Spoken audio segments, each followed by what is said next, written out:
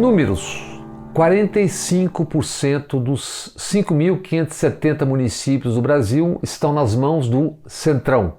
Na geometria A brasileira, o centro fica à direita. Bolsonaro foi surrado.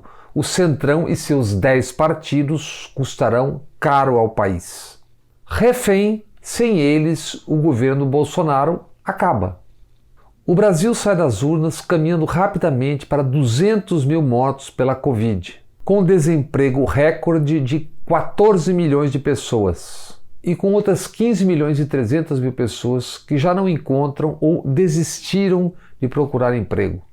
70 milhões de pobres e miseráveis. Qualquer aposta sobre o futuro que esqueça tais números é aposta de altíssimo risco. Números: o MDB, de modos e maneiras semelhantes às do Centrão, foi quem mais ganhou. 784 prefeituras, mas perdeu 251 em relação a 2016. PP e PSD do Centrão avançaram. Cresceu também o DEM, que é o Centrão fantasiado de liberal. O PSDB também perdeu muitas prefeituras, mas é quem vai governar mais gente, 34 milhões. O PT perdeu 11 das 15 disputas no segundo turno e muito no primeiro turno. Sai das urnas derrotado. Não reconhecer isso será erro grave. Sim, o partido pode alegar 15 anos de massacre midiático, desde o chamado Mensalão do PT em 2005. Mas deve refletir também sobre isso, sobre não ter enfrentado e politizado para valer, quando o governo, uma questão fundamental para a democracia: a inexistência de espaços econômicos capitalistas sem oligopólios ou monopólios na comunicação, no jornalismo, como se faz no chamado mundo civilizado afora. Dos grotões às grandes redes não existe regulação, que, lembremos, existe em todos os setores da economia. Por que não na comunicação, no jornalismo? Sem isso, não há espaços econômicos, oxigênio para o exercício do jornalismo plural, a pluralidade de visões no jornalismo. Nas redes de monetização medíocre e controlada, o que se tem são tribos conversando com suas tribos. Em 2018, no rastro da destruição da política, foi parido o bolsonarismo. Cria fascistoide que libera todo tipo de criminalidade, de crimes, a começar por milícias e milicianos, tantas vezes em aliança com vendedores de Deus e Jesus. No Rio de Janeiro, Crivella foi derrota pessoal de Bolsonaro. Um baque na escalada do Bispo Macedo rumo ao poder, dele e de outros do mesmo quilate. Eduardo Paes será outro chefe dos executivos cariocas a enfrentar a justiça e perder a cadeira? Depende das alianças que fará às claras e nos bastidores com o poder real. Isso inclui os Bolsonaro e suas longas manos. Delas eles dependem para seguirem soltos. Em São Paulo, Bruno Covas ganhou e ganha, que tenha forças para seguir como um quadro jovem. Até porque a direita precisa civilizar-se. Seria bom, seria útil o PSDB voltar da Casa Grande. Casa Grande onde se meteu desde que perdeu seu criador, Mário Covas, o avô de Bruno. Bruno, por sua vez, tem que se livrar da sombra que buscou com tanto empenho esconder na campanha, o governador Bolsodória. Um oportunista que fez e fará qualquer coisa para chegar à presidência. Guilherme Boulos, do PSOL, partido que cresce, perdeu na principal vitrine do país. Mas Boulos ganhou estatura, conquistou vaga na divisão especial da política grande. Chegar ao segundo turno da eleição em São Paulo com 17 segundos no horário eleitoral foi e é uma façanha. Outra façanha foi ter ensinado às esquerdas como usar a comunicação digital. Bolo sai grande e sabe, só não sai maior do que as causas que ele representa. O que já é muito nesse largo tempo em que a política, a capilaridade com porções da sociedade foi sendo tomada. Tomada por alianças entre mídia e judiciário e pela grana, tomada por milícias e farsantes, por militares de paletó e gravata, mas com armas na gaveta, e etc. E a propósito de alianças e farsantes, Moro, aquele super-herói, foi contratado por consultoria global norte-americana de gestão de empresas, a Alvarez e Marçal, administradora judicial do processo de recuperação da Odebrecht. Se bem entendi, Moro vai ajudar a cuidar do que tanto se esforçou para quebrar. Na mesma equipe de Moro, ex-funcionários do FBI, da NSA, do Departamento de Justiça dos Estados Unidos.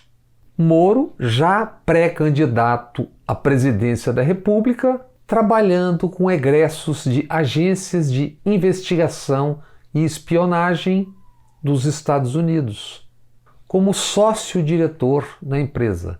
Nós não já vimos este filme?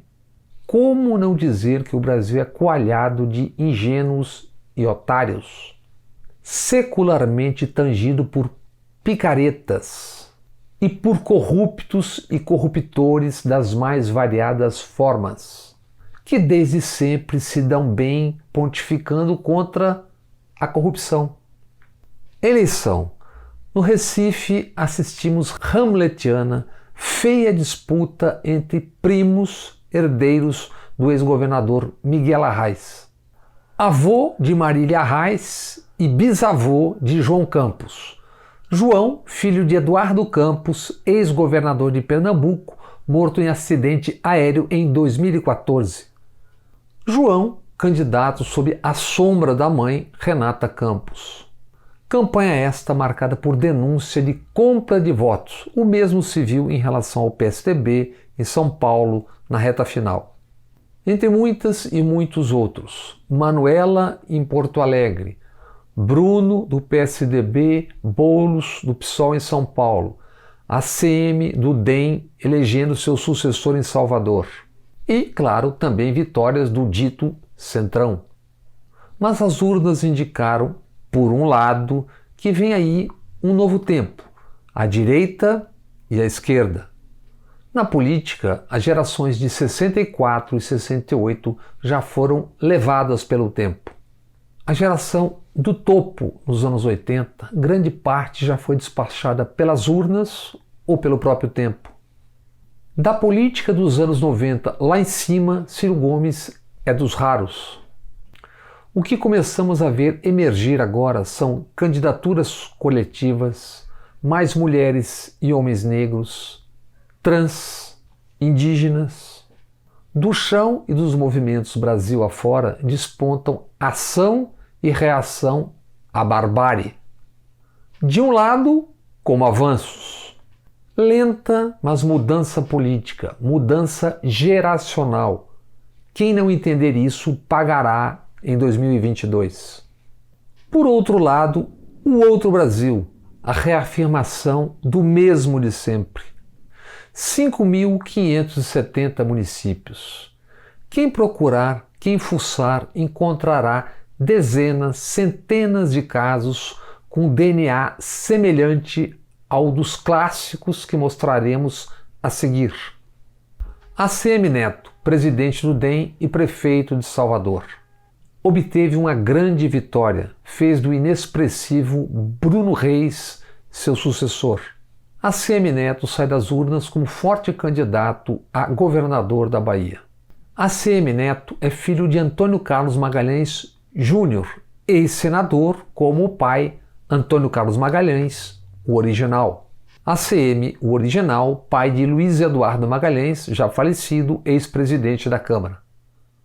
ACM, o avô de ACM Neto, é filho de Magalhães Neto, que foi deputado constituinte há 86 anos, em 1934, na Bahia.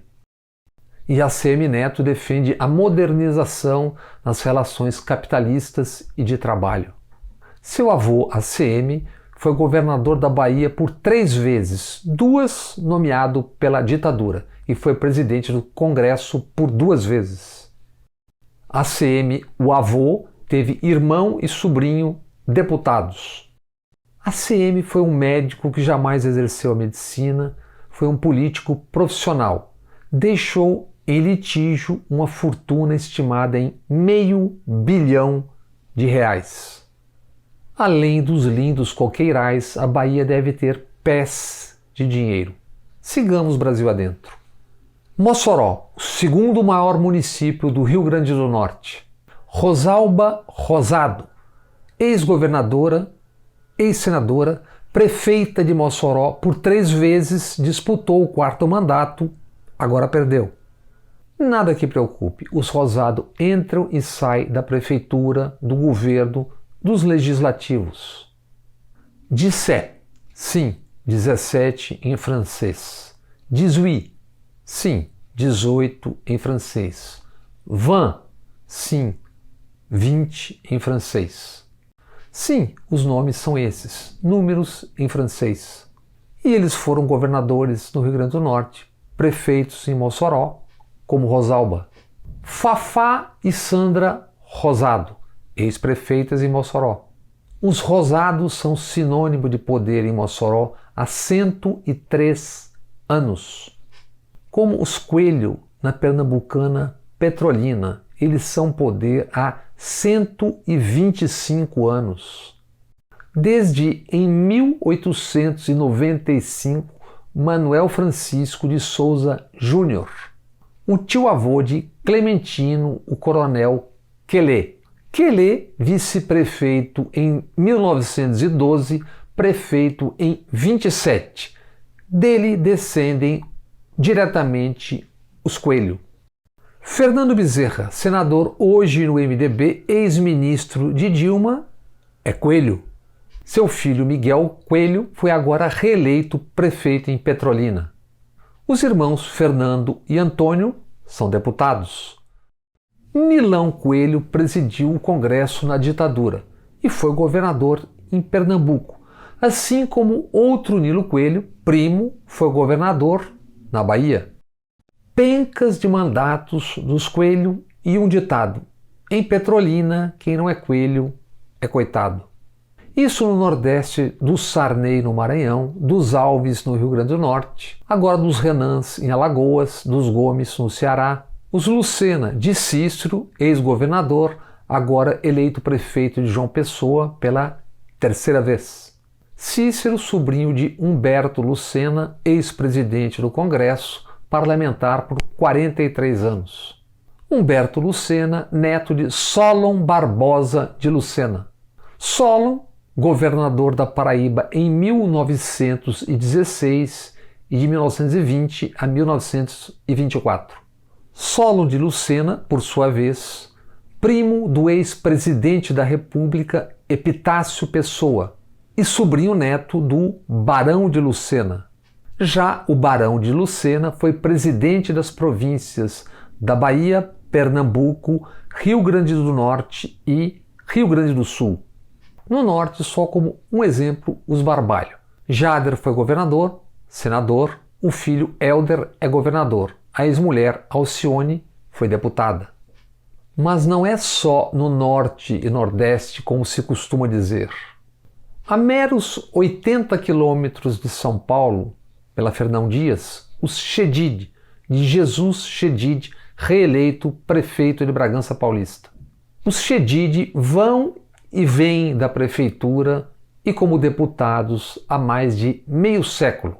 No Rio Grande do Sul, dos quadros da RBS Globo e depois da Globo Brasília, saiu Antônio Brito, ex-governador do Rio Grande do Sul. Como saíram o hoje senador Lazier Martins, a ex-senadora Amélia, os deputados pai e filho já falecidos Mendes Ribeiro e Sérgio Zambiase, da Rádio Farroupilha, também RBS Globo, Imbatíveis exemplos desse Brasil profundo, os Bonifácio de Andrada em Barbacena, Minas Gerais. Sigam o fio. Bonifácio Andrada Neto ficou em terceiro lugar nesta eleição para prefeito em Barbacena, mas isso é só um grãozinho de areia na história do clã. Lafayette Luiz Dorgal de Andrada é deputado federal. Lafayette é filho de Bonifácio José, que foi deputado federal por 10 mandatos consecutivos, 40 anos, de 1979 a 2019. Bonifácio José é filho de José Bonifácio, mais conhecido como Zezinho Bonifácio. Ele foi presidente da Câmara dos Deputados no AI-5, na ditadura de Médici, e foi líder do governo na ditadura de Ernesto Geisel.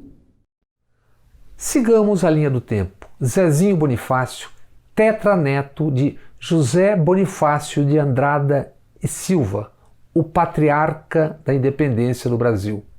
Ministro de Dom Pedro I e depois tutor de Dom Pedro II.